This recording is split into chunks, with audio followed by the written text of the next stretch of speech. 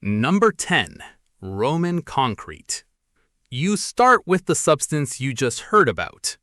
Roman concrete, known to historians as opus caementicium, was used by the Romans to construct harbor walls, aqueducts, the dome of the Pantheon, and entire underwater piers along the Mediterranean coast. The structures they built are still standing today, 2,000 years later. Some of them are stronger now than the day they were poured. For most of the modern era, scientists assumed this durability was a fluke, a lucky combination of available materials. But in 2017, a research team at MIT examined Roman concrete at the microscopic level. What they found was disturbing. The Romans had deliberately included volcanic ash in their concrete mixture. When that ash came into contact with seawater, it triggered a slow chemical reaction that over centuries produced rare minerals inside the concrete itself. Those minerals filled in the cracks as they formed. The material was, in effect, designed to repair itself. This is not chance. This is design. The Romans understood that their concrete would grow stronger over time when exposed to seawater. They knew exactly what they were doing. We do not know how they knew. The chemistry involved was not formally understood by modern science until the 21st century. And we still cannot make concrete that performs the same way. Number 9. Damascus steel. In the markets of the medieval Middle East, swords forged from a steel known as Damascus were the most prized weapons on earth. A Damascus blade could slice through a silk scarf falling through the air. It could split a feather. It held an edge sharper, longer, and more reliably than any other steel of its era, and it bore a distinctive wave-like pattern on its surface. A signature so famous that Damascus steel became the gold standard of bladesmithing for over 1,000 years. Then, sometime in the 18th century, the technology was lost. The original smiths died. The source of the unique ore they used, a deposit of high-carbon iron from India known as woots, was depleted. The knowledge of how to forge true Damascus steel vanished from the historical record. Modern metallurgists have studied surviving Damascus blades.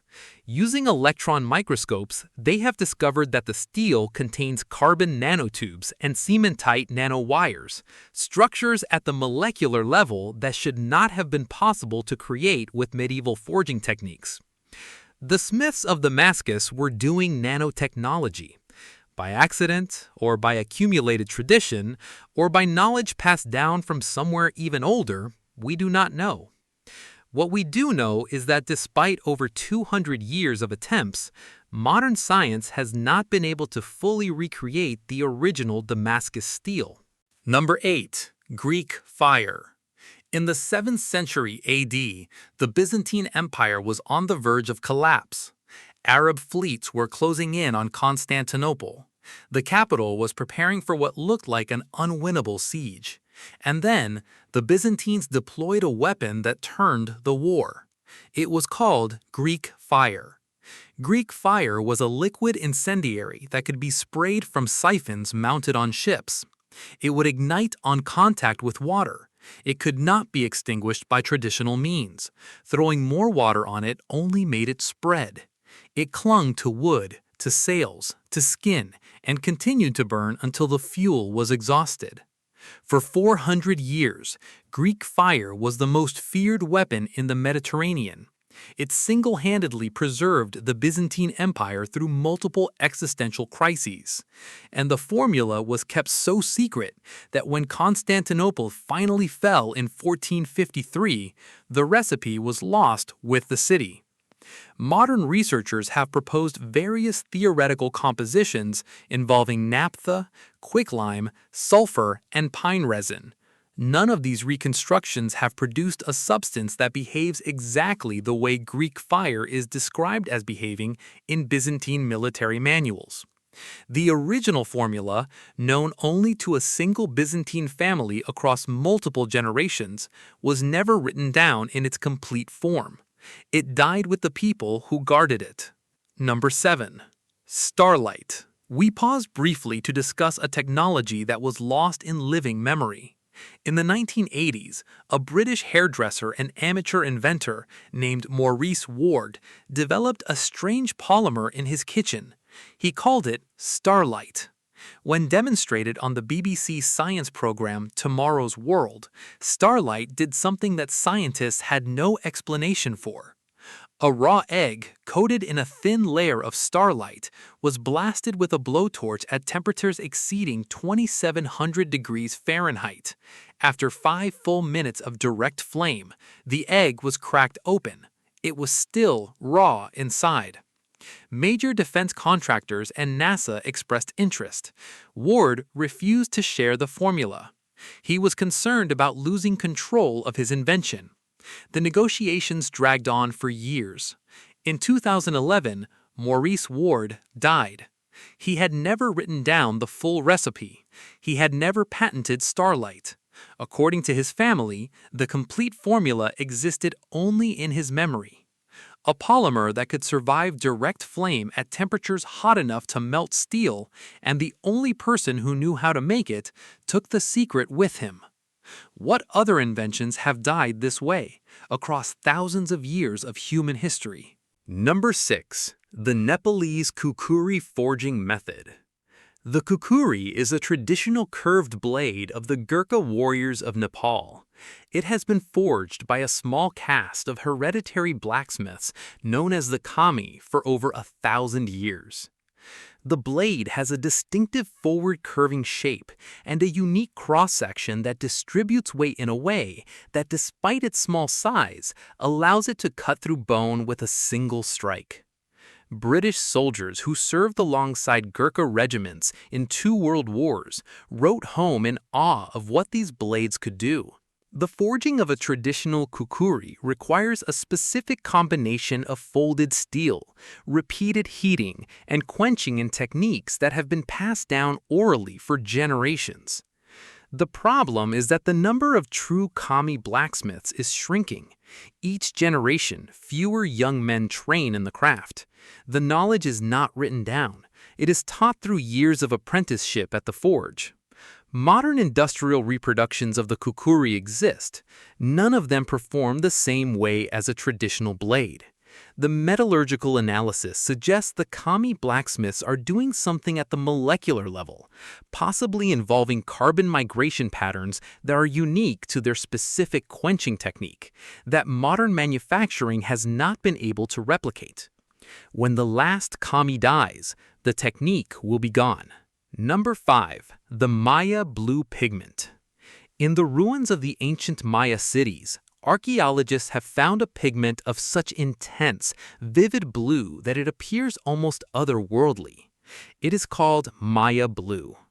The pigment has survived for over 1,000 years, exposed to tropical humidity, intense sunlight, and salt-laden coastal air. Most pigments of its era have long since faded or decomposed. Maya blue has not. For over a century, modern chemists have studied it.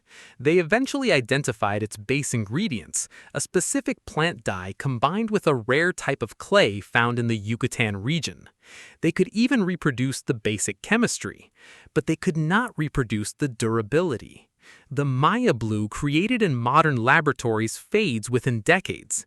The original Maya blue, exposed to the same conditions, has lasted for over 1,000 years and shows no signs of breaking down. There is something the Maya were doing in their preparation process that we have not figured out. A step in the procedure, a combination of heat and time. Something subtle and crucial that, when missing, produces a pigment that looks the same but does not last the same. The original technique was a closely guarded secret of the Maya priesthood. It was lost during the Spanish conquest. Number 4. The sounds of ancient Aztec death whistles. In the late 20th century, archaeologists excavating Aztec sites in central Mexico began uncovering small clay objects shaped like human skulls. For decades, nobody understood what they were. They were assumed to be decorative. Then, in 1999, an archaeologist decided to blow into one of them. The sound that came out was unlike anything any of the researchers present had ever heard. It was not a tone. It was not a note. It was the sound of 1,000 human voices screaming at once. A pure, layered, terrifying noise that, in modern psychoacoustic testing, has been shown to trigger a physical fear response in human listeners. These objects are now known as Aztec death whistles. The Aztecs are believed to have blown them in coordinated groups during battles, religious ceremonies, and possibly human sacrifices.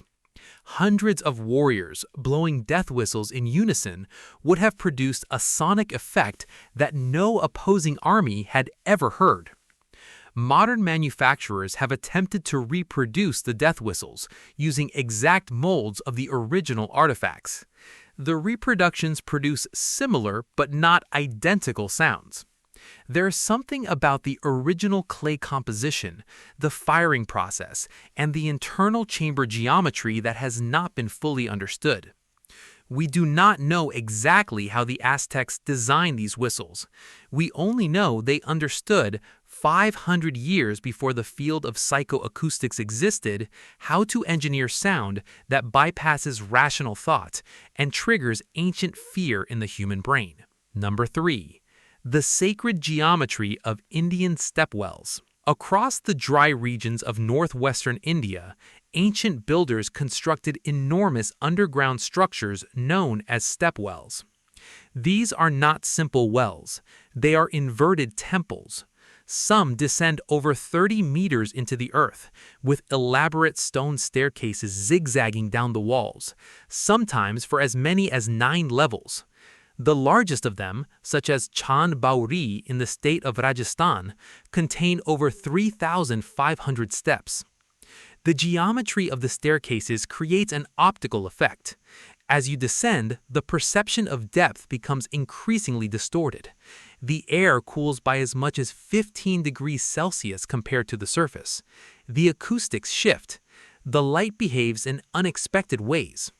Some researchers who have studied the stepwells have described entering an altered mental state during the descent.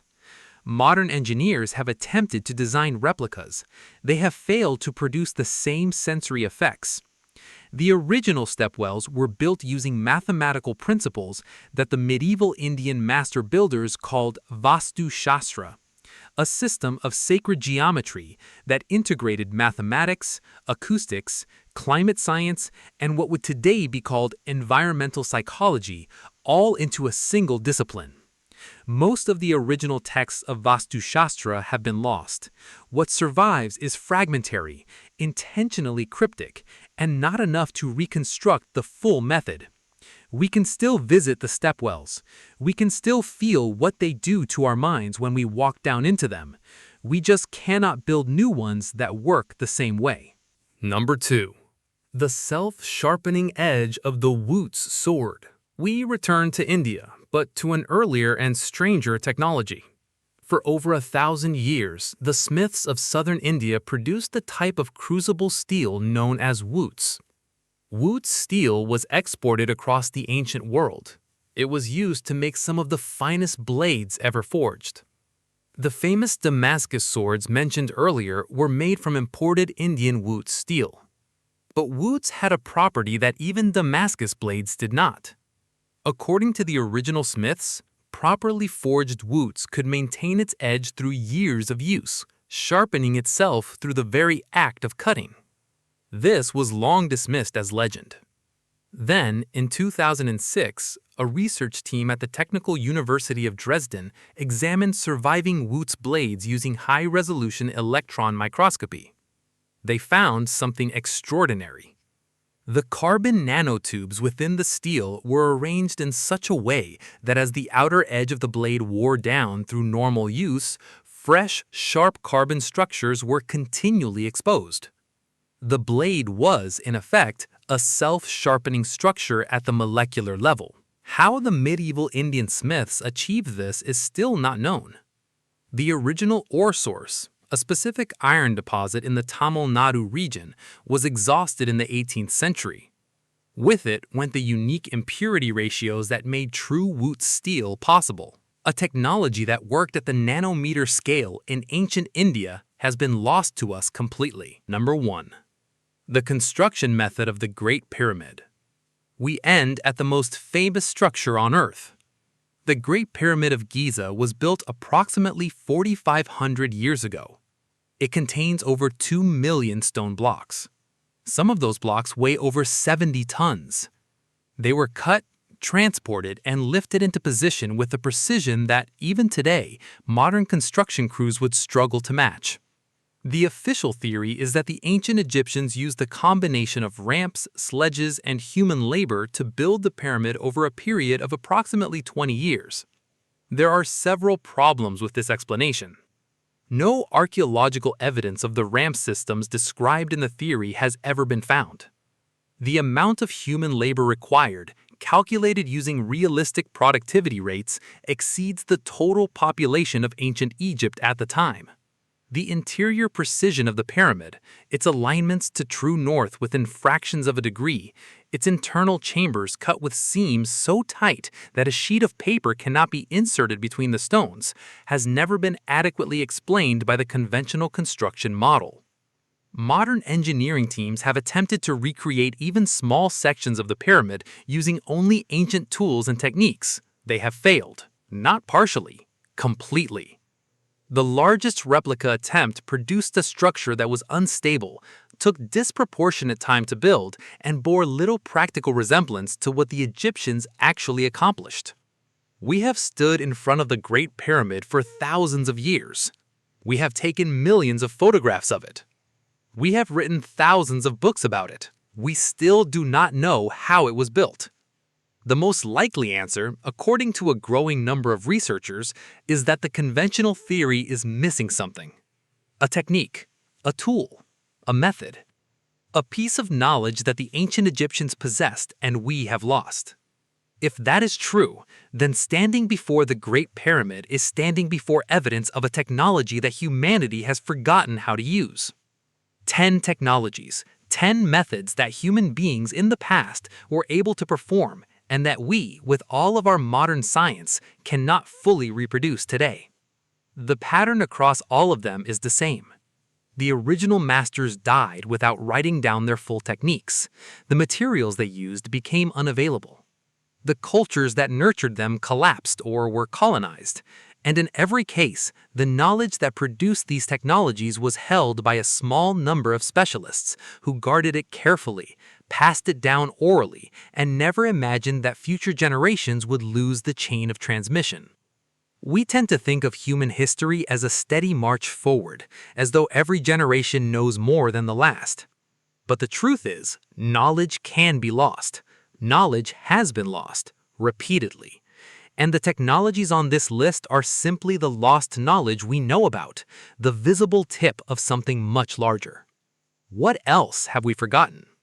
If this list disturbed you, then you need to see what comes next. I made a video about the lost languages that we have never been able to decipher, and some of them appear to predate writing itself. Subscribe before you go, because next week I am revealing the ancient prophecies that came true in ways modern science still cannot explain. You will not want to miss what they predicted.